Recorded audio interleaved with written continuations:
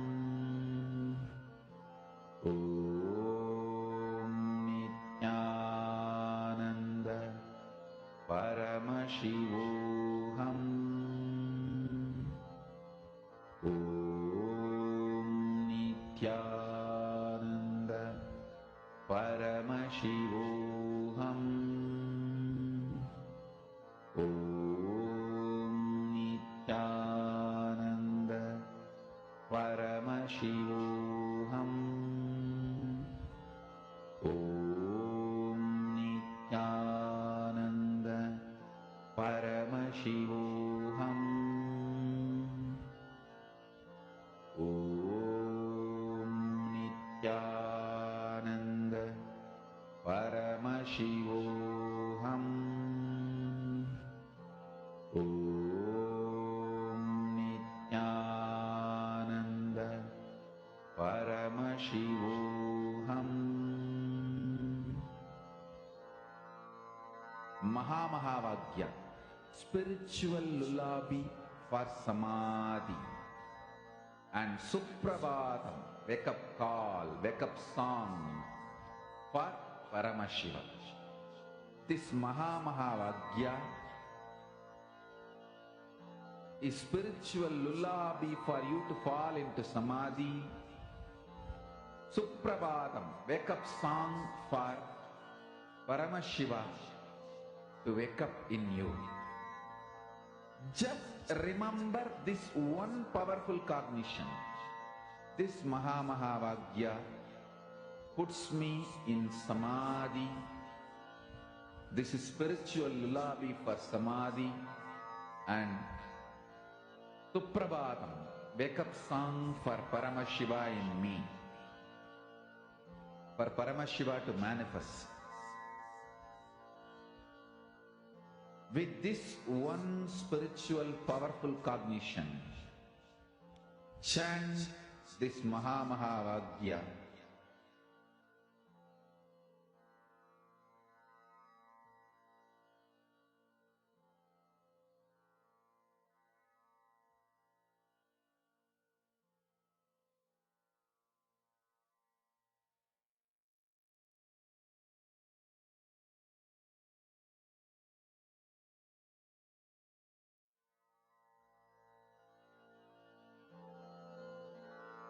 Mahā spiritual lullaby for samadhi, and Suprabhatam, wake up call, wake up song for Paramashiva, for Paramashiva to manifest. With this one spiritual powerful cognition, chant this Mahā. Om Nithyananda Paramashivoham. Om Nithyananda Paramashivoham. Om Nithyananda Paramashivoham. Om Nithyananda Paramashivoham. Om Nithyananda Paramashivoham. Om Nithyananda Paramashivoham.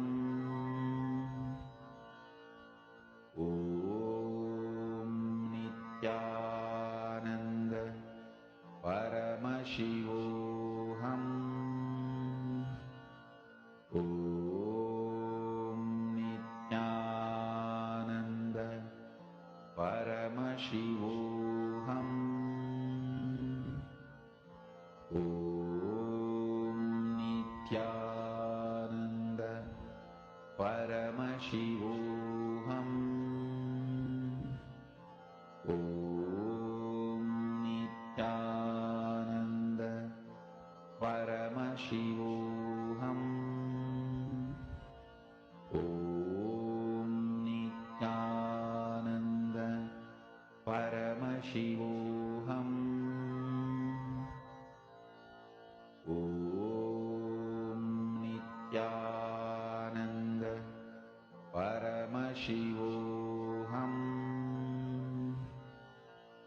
Om Nithyananda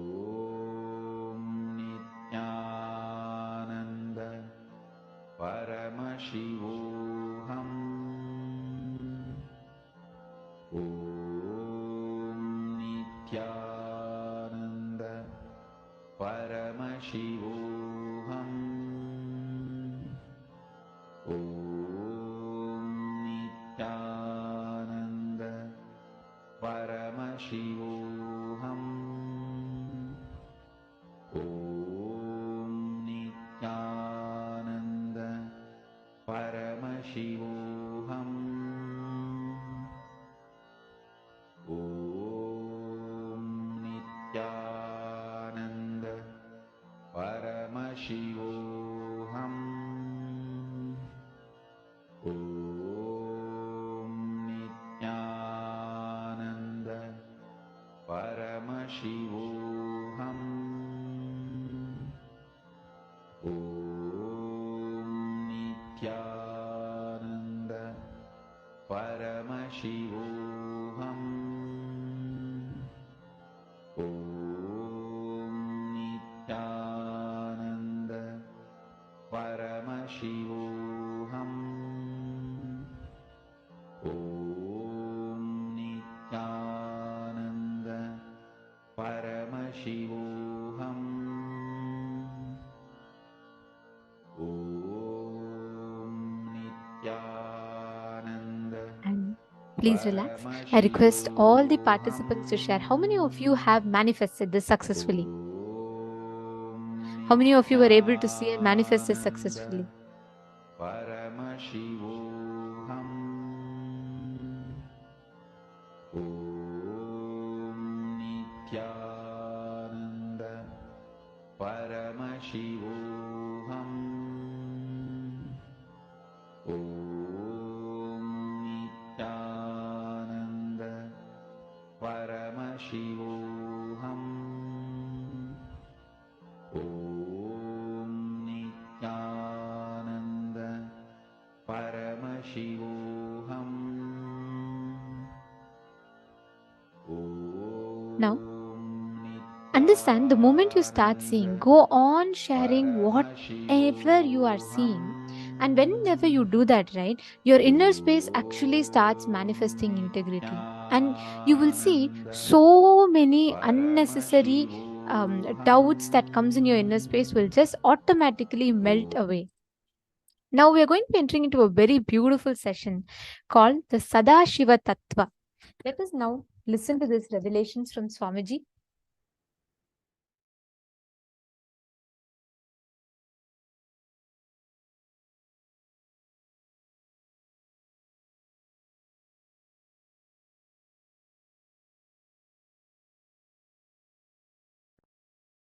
Creation, sustenance, rejuvenation,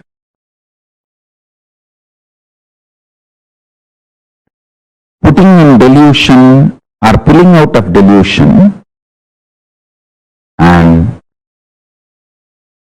liberation. All the five. Listen. Creation, maintenance, destruction or rejuvenation, the Sangha Tattva, and putting into delusion or pulling out of delusion, Throbhava Tattva, and liberation. All these five aspects of Paramashiva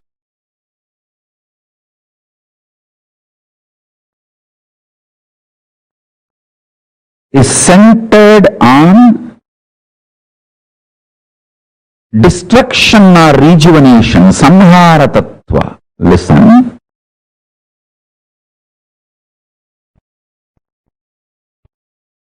If you cognize yourself powerfully as life, conscious,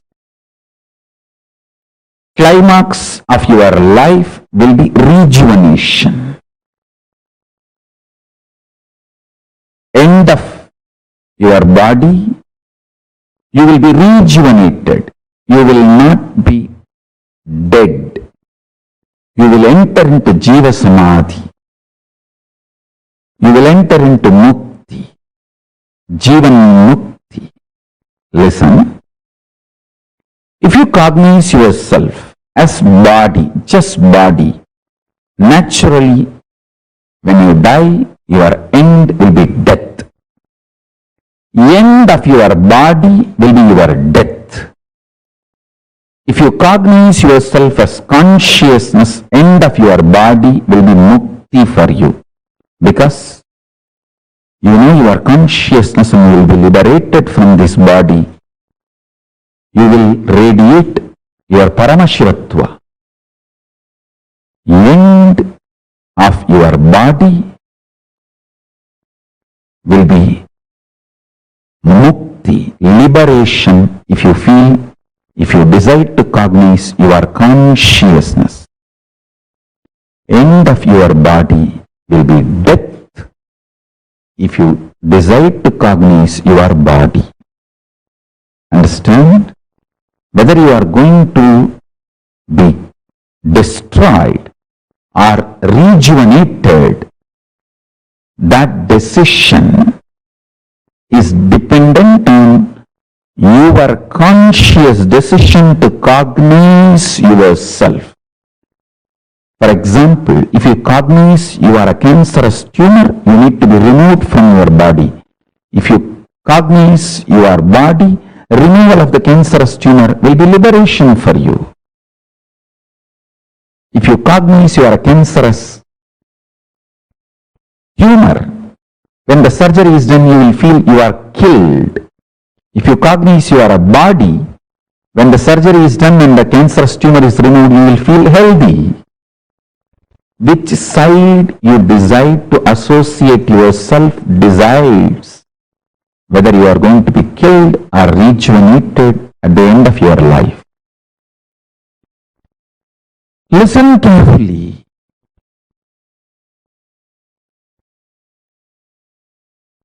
With this consciousness, consciously cognizing, if you start living intensely, if you decide to live with this conscious cognition and start deciding intensely, start making conscious cognitions intensely,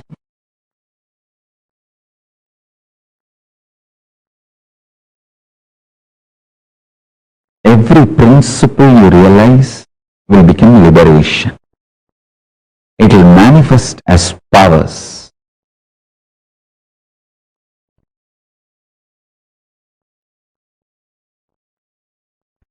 Shaktipada, initiation from the master, electrifies your body, Kundalini Shakti, your physics, and makes the alchemy in you and makes your biology alive to manifest powerful cognitions into powers. The pure science into applied science. Pure science is the principle of time, Kala Tattva. Applied science is ability to play with time, stop the time or move the time and change the time. Understand?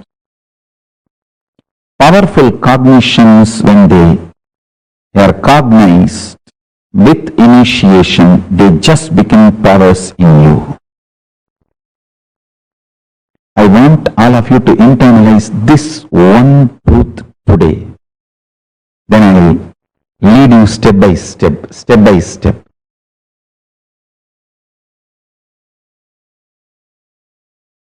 I'll give you a simple technique which I directly received from Arunagiri Yogeshwara.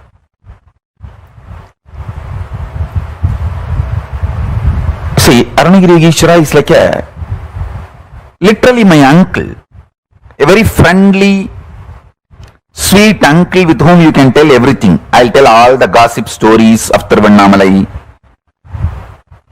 It's not that I had only serious talks with him about enlightenment, cosmos, prapancha. No, many times I will go and tell, I heard this person is having that person as a keep, and this person ran away, or that person died. All these village rumors, gossips, I will go and report to him. Once I was reporting a death which happened in village, local village, to him, and said that a lot of people have gathered. This elderly person is dead. So slowly conversation turned towards death, and I asked him exactly what is death and what is its impact on the life. Of course, he gave me many wonderful understandings, realizations, including the experience. He showed me how the life moves and all that. Finally, I wanted to share this part today with you all. Many things he revealed, and I'll share that in other satsangs. Now, I wanted to give this one important part to all of you. I asked him, how to conquer fear of death? He stretched his hand and said, anything you ask, will you give? I said, what? How can you even ask this as a question? It is yours. Please tell me. He said, give me your life. I said, whatever I know as life, I experience as life, I feel as life, it is yours. I put both my hands and held his hand and put my head on his hand. And he said, now you are dead. And actually I saw everything stopped functioning. I don't know how long the time was. The next I heard is, I am alive in you from now. And then he said, now I have given this life to you. Everything you have now from this moment is a bonus. I tell you, from that time till now, whenever I feel any difficulty externally, internally, only one thing I will remember, I am already dead. Now whatever I am having is a bonus. Come on. This one realization, even now it stays in my guts. It stays in my guts. It just rejuvenates me every time I remember. Every time I face the difficulties externally or internally, I remember holding his hand with my both hands and putting my head on his hand and declaring, I am giving everything to you. And he declaring, you are dead. And then he saying, from now, I am alive in you. So the life is my gift. Everything is my gift. You can't complain about anything anymore. In multiple dimensions, I started realizing it. I can't take the life for granted anymore. I can't complain about anything, about anybody, about anything anymore. I can have only one thing, gratitude. Nothing else. I can't complain. God, what a shift He gave me in life. What a change He has done to me.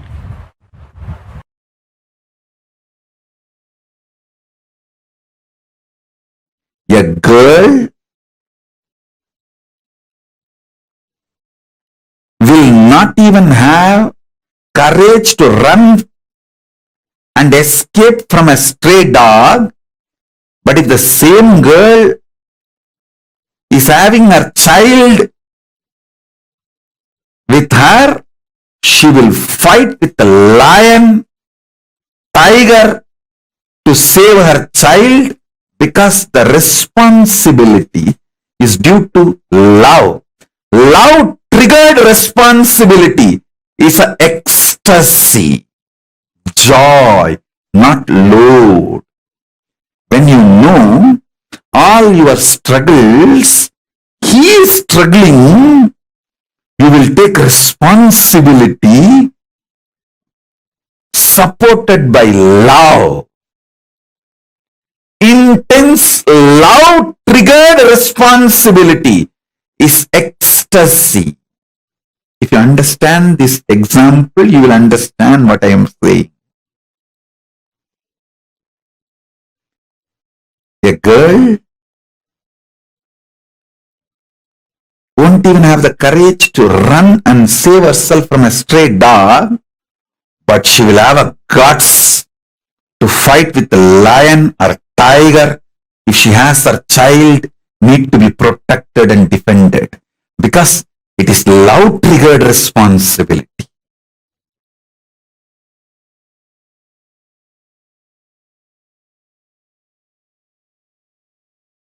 If you start contemplating, cognizing, doing samyama on this powerful cognition,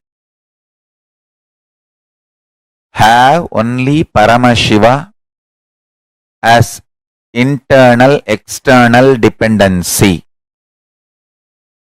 Do not have, believe, think you need to have any external internal dependency other than Paramashiva, your consciousness. Any fear you have, greed you have, the false belief you have built, you need internal, external, other dependencies other than Paramashiva. Start penning down those patterns, root patterns, and start the completion process. Start integrating yourself to Paramashiva. You will see miracles start happening. You will see power manifestations start happening. You will see exactly everything you need start happening. Once that happens, you will start convincing others. You will start enriching others. Your economic policies, relationship policies, everything will be integrated to your Paramashivatva, consciousness, existence of Paramashiva.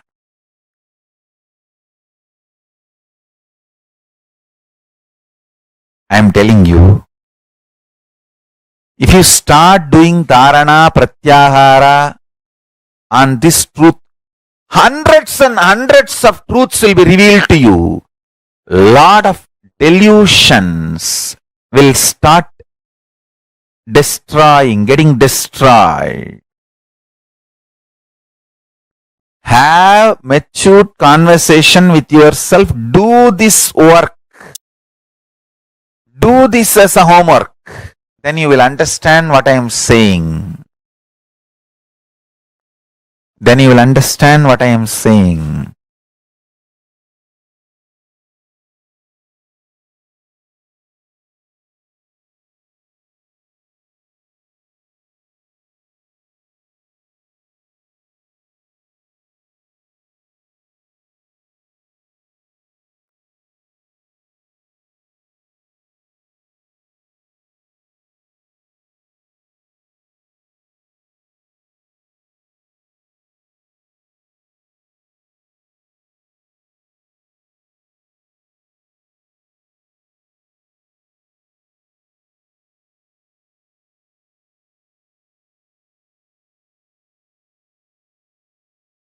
Listen to this sacred secret. Listen.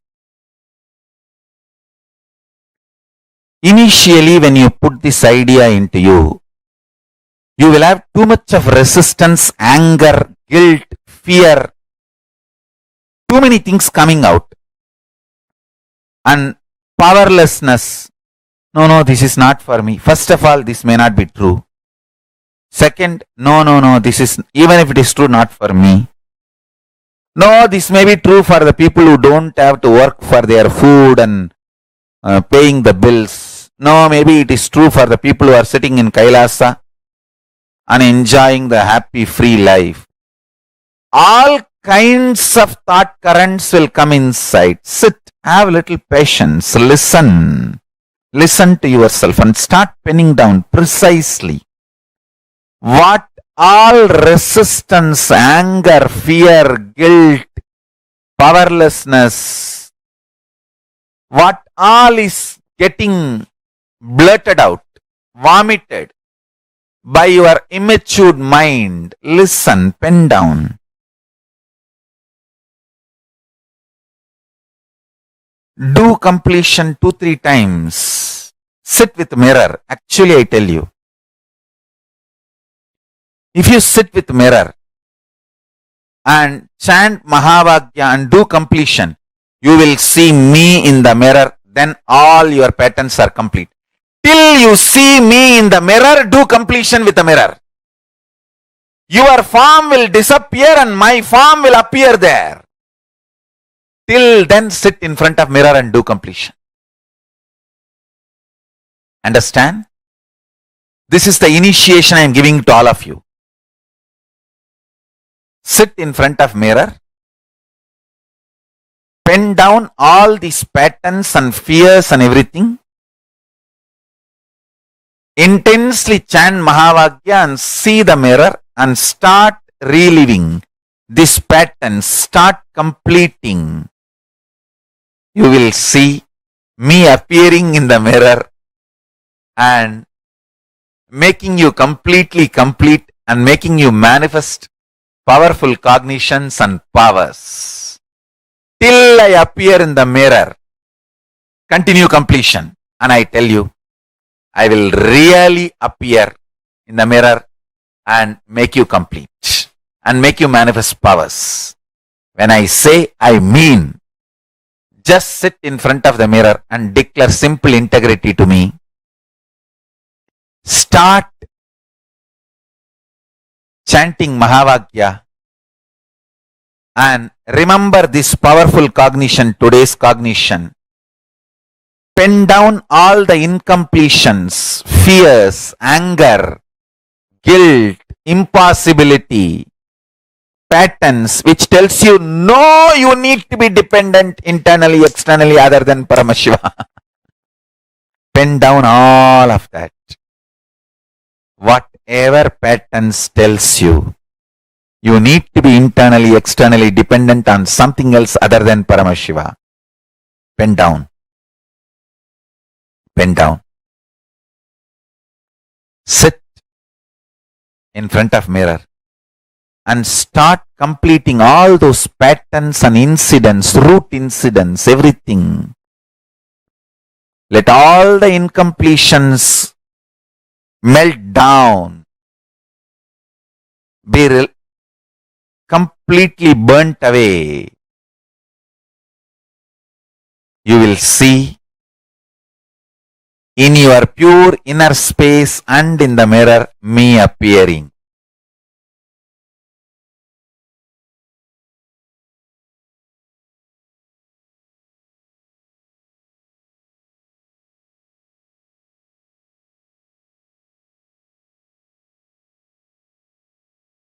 Paramashiva and Parashakti's intense presence will be happening. Both Paramashiva and Parashakti will be manifesting through this form.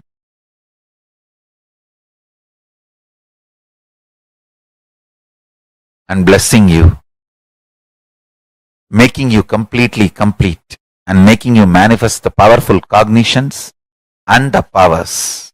I bless you all. Let's start this homework today.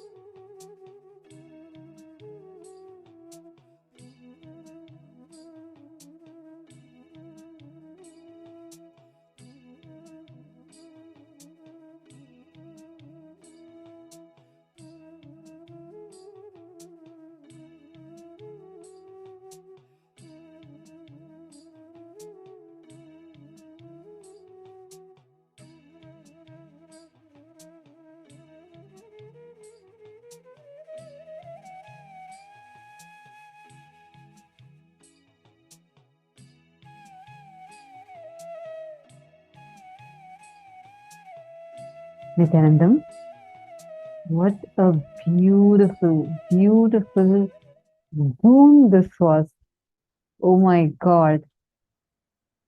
Swamiji said that Swamiji is stretching his hand for all of us now. Understand? This literally, this is a gift that each of us are getting.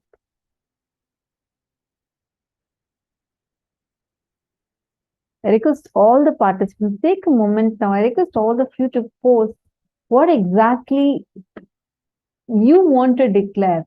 What did you understand from this such a sweet incident that Swamiji shared with Arunagiri Yogeshwara? What did you understand? What did you experience? And what is it that you want to take as a declaration? Come on. I request all of you take a quick few minutes and please post it. What is it that you want to make like a declaration that you want to take up? That you want to declare and say, Swamiji, from this moment on, this is what as a declaration I want to make. Take a few minutes.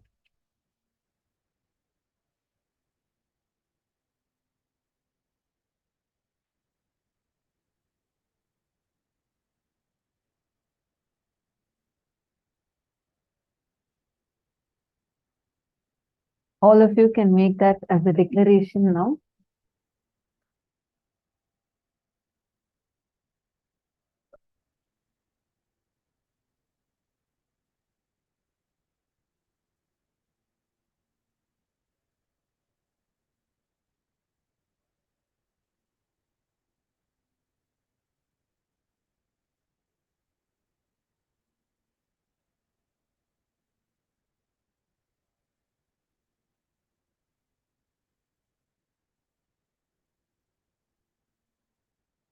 This tattva that you all just listen to now is called as the Sadashiva Tattva, declaring that literally you even realizing that the delusion and rejuvenation is all, also, even rejuvenating yourself is your own dimension. What a boon, what a blessing. Taking the declaration, making the declaration that from this moment on, declaring that you are dead and only Paramashiva is alive in you, only Swamiji is alive in you. Wow. This is the Sadashiva Tattva. How many of you felt like literally you're getting teleported there to the experience that Swamiji was experienced with, what he was sharing about? See, today, the boon, the blessing that Swamiji has gifted to each one of us, just phenomenal, like incredible. Swamiji has Sadashiva Tattva is knowing even death is your own dimension. When you know destruction is one of your dimensions, it becomes rejuvenation. When you know, you put yourself in delusion, you get out of delusion. Start making this conscious cognition intensely. Every principle you realize will become a liberation for you. Just understanding that, see, as long as we think someone else is the reason for our suffering, we go on being in the suffering more and more and more. The moment you realize even death is your own dimension. Can I request all of you to post your understanding? What did you understand as death being your own dimension? Becomes rejuvenation. When you understand that death is also your own dimension, it will become rejuvenation. This is what Swamiji said, right? Can each of you please post what did you understand just by this one statement? And give me an example of how you are able to map this cognition to your life. Come on. Wegzu, Makarman, Alihu, Zijiang, Magaixiali. Take a few minutes and please type.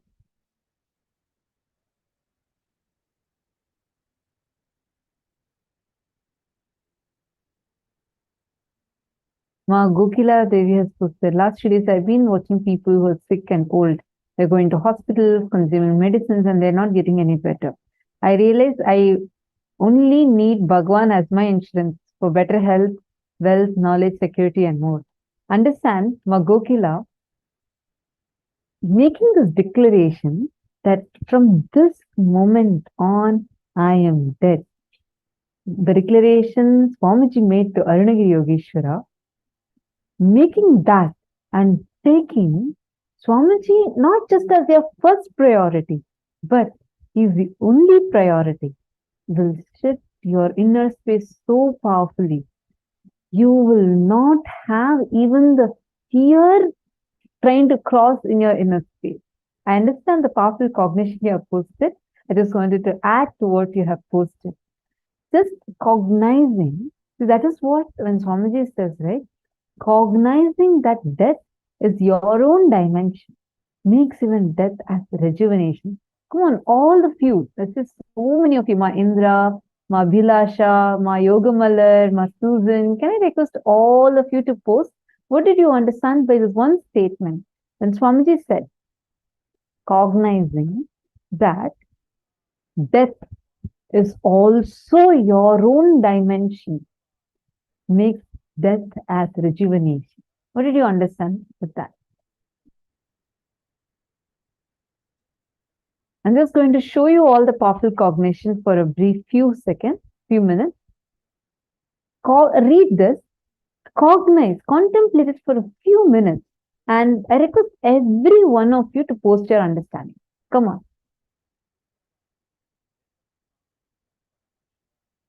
Read it. You can see, even the people who have already posted, you can add to it.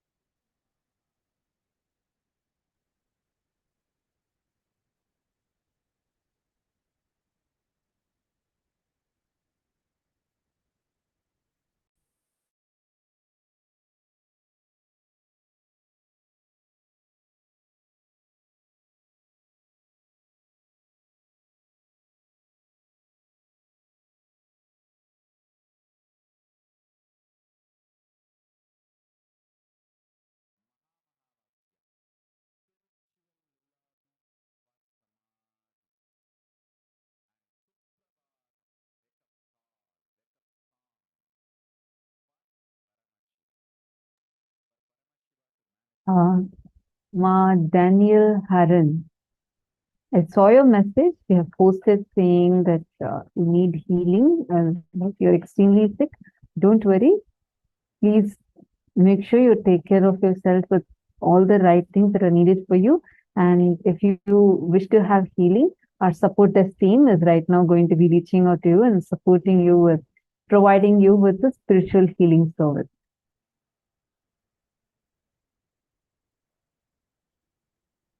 Don't worry. And Swamiji is there. Swamiji will take care. Okay. All right. I see many of you who have posted the cognition.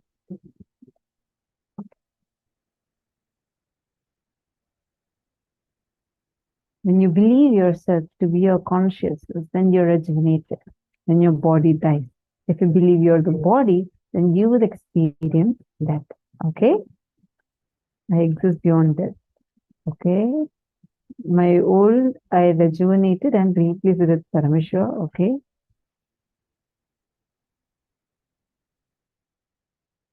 Magopila. I don't understand the last line. When you're in delusion, you get out of delusion. No. When you understand that you put yourself in delusion, immediately you get out of delusion. See, listen carefully. First, cognizing that death is your own dimension means you realizing that even the death happening to you is not death. Like, as long as you feel that something is being removed from you, you feel that to be death. But when you start cognizing even that is your own manifestation, you will suddenly, slowly start realizing in so many dimensions, it's only rejuvenation. You can look back into your life, even the situations where you felt it is the most cruelest thing that has happened to you, and you felt like your identity died, you lost something. Look back at it. When you take the responsibility of it, don't even worry about responsibility also. Just cognizing that even that only is happening, you are manifesting it. You will suddenly start realizing that it is becoming a rejuvenation. You're reinventing yourself. How many times in your life you have been able to reinvent yourself, rediscover yourself? That is one. Second, what pulling yourself out of delusion? The moment you realize that you put yourself in delusion. A simple thing. When you are dark and suddenly you see the curtain is flying, and just 2 days ago you had seen a ghost movie, a horror movie, and now all of a sudden your hormones are getting up and like all the adrenaline is getting pumped in you, and you're getting so afraid. You start feeling that there's a ghost. That's why the curtain is dangling like that. It's probably fraction of a second, but that time you experience a serious fear stroke. Like literally, you go through a strong fear that just hits you. The moment you realize that you are imagining that there's a ghost, you just turn on the light, everything will be all right for you. Or you will sit and just complete that fear. Again, this fear is not going to surf up again. The remembrance that you are the one who's putting yourself into a delusion is powerful enough. Just the remembrance is powerful enough. It'll pull you out of the delusion. How many times you realize? Sometimes you make it as a huge issue for no reason at all. The moment you realize that you are the one who's creating it, it would be a simple thing. Swamiji said, actually this happened. A couple came to Swamiji, and this husband came to Swamiji, and like that guy is telling Swamiji, I really want to divorce my wife. I just want to divorce this. This relationship is going nowhere, Swamiji. I just want to divorce. Please bless me to divorce with my wife. Swamiji says, no. See, first what happened? And this guy is telling Swamiji, you do not know, my wife is conspiring to kill me, and she's completely against me, etc., etc., etc. Swamiji calmed him down and asked, what exactly happened? The guy said that when we were getting married, from that time on, she's conspiring against me. Today also she conspired. That is why she did not put enough sugar in the coffee, and the coffee was so hot, and she served it to me, and she wanted me to pour it on myself, and then she can use that to even kill me. So Swamiji explained to him how he is putting himself in delusion and how he is collecting various different incidents and linking it. And then the guy got completion with his wife, and his relationship got back to stability. But that same thing is what all of us are doing in our life. It may sound funny, but for one coffee, sugar not being enough, he wants divorce. But that's what all of us do. We all are continuously putting ourselves in delusion in various aspects. The moment you realize you are the one who's putting yourself in this delusion, immediately you liberate yourself from it. That's the best news of the whole thing. The moment you realize the delusion, you get out of delusion. See, it's like this. A best example. Let's say suddenly your house is thinking, okay? It starts thinking so bad, and you're trying to find out where is the source of the smell coming from. And it's thinking, you go and search everywhere. Finally, you find out that there's been a pile, like a garbage bag, sitting right under your bed, and that is causing the smell throughout the house. What do?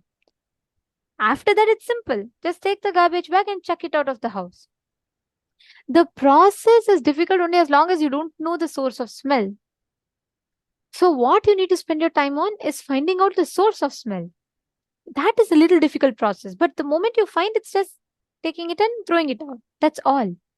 That is, the blind spots is something similar. Only as long as you don't know, you get stuck. The moment you know, there is no point, there's no need for you to even struggle. It is just simple and straightforward. That's all.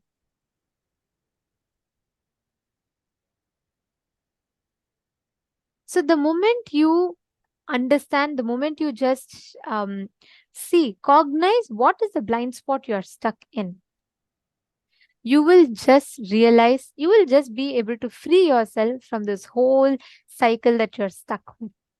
Understanding? The moment you cognize what is a blind spot, you caught the thread. After that, it's just simple. It's just matter of you liberating yourself. You just need to know, okay, next time if my blind spot is that I get triggered when a person tells this, come on, next time I will be aware, I will not fall into that delusion. That is all is the rahasya. That is all is a thing. When you realize every moment of your life is His grace, that's all you need to do. Swamiji said, right? The moment you realize your whole life is a lease Paramashiva has given you, you have no rights to be incomplete after that. That's all is the game of life. The moment you feel even living birth, Swamiji said, birth itself is not your right. What are you talking about, birthright? That's all it is. The moment we think we understand the larger context of life, we will stop exaggerating so much on our problems. So then you win the game of life. So beautifully, Swamiji explains this whole thing. Now, there's a very powerful meditation exercise. Just sit in front of the mirror, okay? Meditate on this one cognition that be dependent only on Paramashiva for all the internal and external dependencies. Internal or external, all of that only depend on Paramashiva. Fear, greed, everything, any other belief or incompletion you carry, anything you have, just drop that.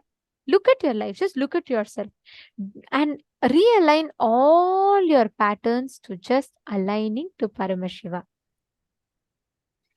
Take a few minutes. I request every one of you to sit in front of the mirror and intensely just look at the mirror and manifest you are Paramashiva. The space, the state that you are Paramashiva, everything only depends on Paramashiva and nothing else. Take a few minutes.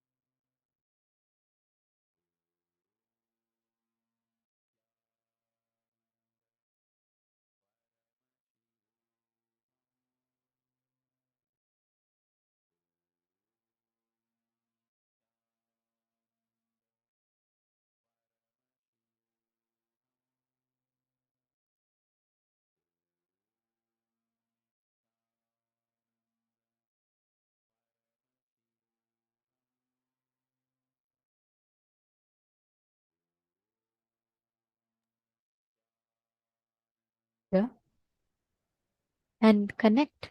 Remember, revisit the cognitions that Swamiji himself revealed. Intensely gaze into the mirror.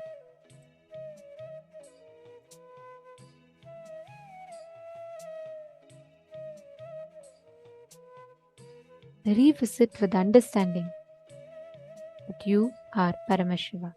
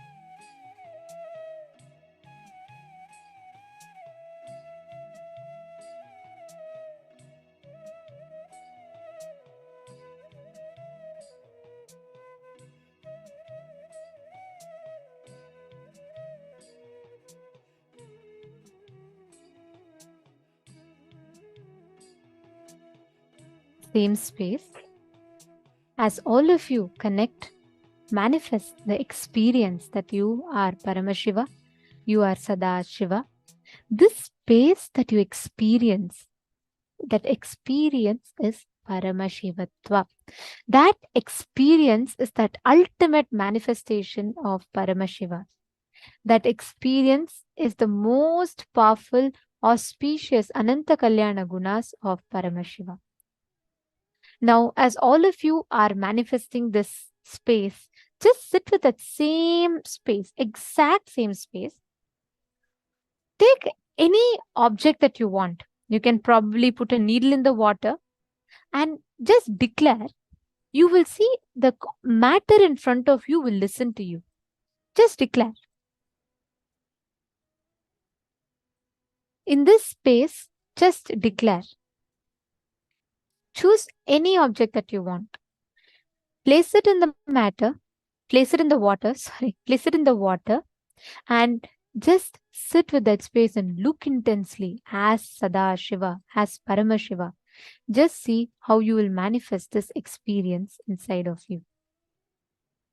Let us all start the manifestation. Please sit straight. Any object you want, you can simply keep it and move it. Needle, rice grain, blade of grass. Just sit, but make it as a conscious decision in you. Don't get stuck in any delusions.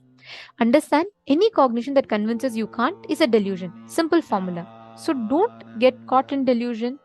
Just continue to manifest intensely in the space of Paramashiva, Paramashivatva. Please start. Paramashivoham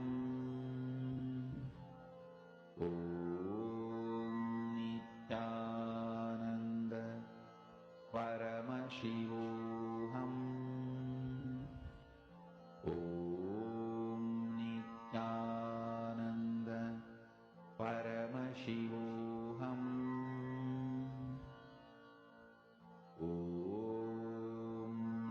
Nithyananda Paramashivoham Nithyananda Paramashivoham Nithyananda Paramashivoham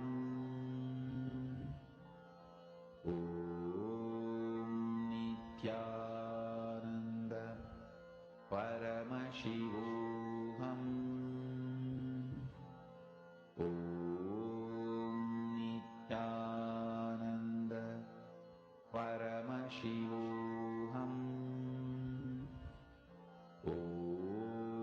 Nithyananda Paramashivoham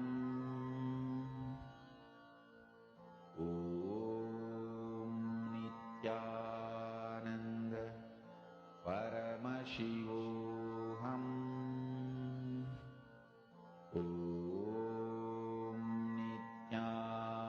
Nithyananda Paramashivoham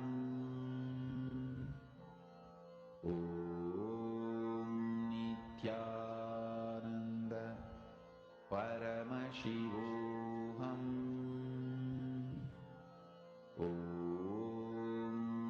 Nithyananda Paramashivoham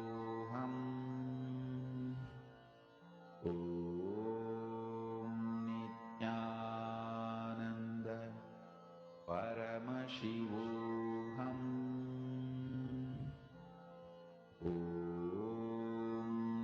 Nithyananda Paramashivoham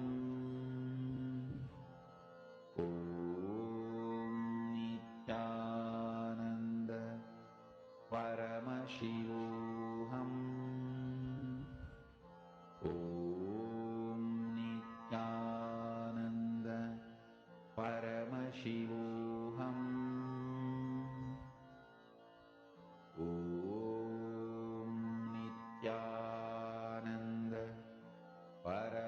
Paramashivoham. Om Nithyananda Paramashivoham.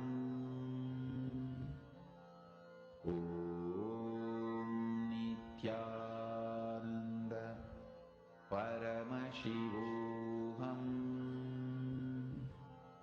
Om Nithyananda Paramashivoham. Om Nithyananda Paramashivoham. Om Nithyananda Paramashivoham. Om Nithyananda Paramashivoham.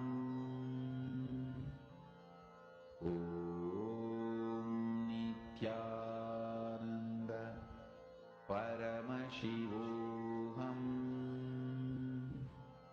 Om Nithyananda Paramashivoham.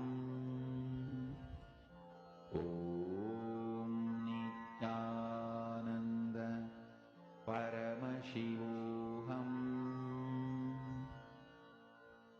Om Nithyananda Paramashivoham.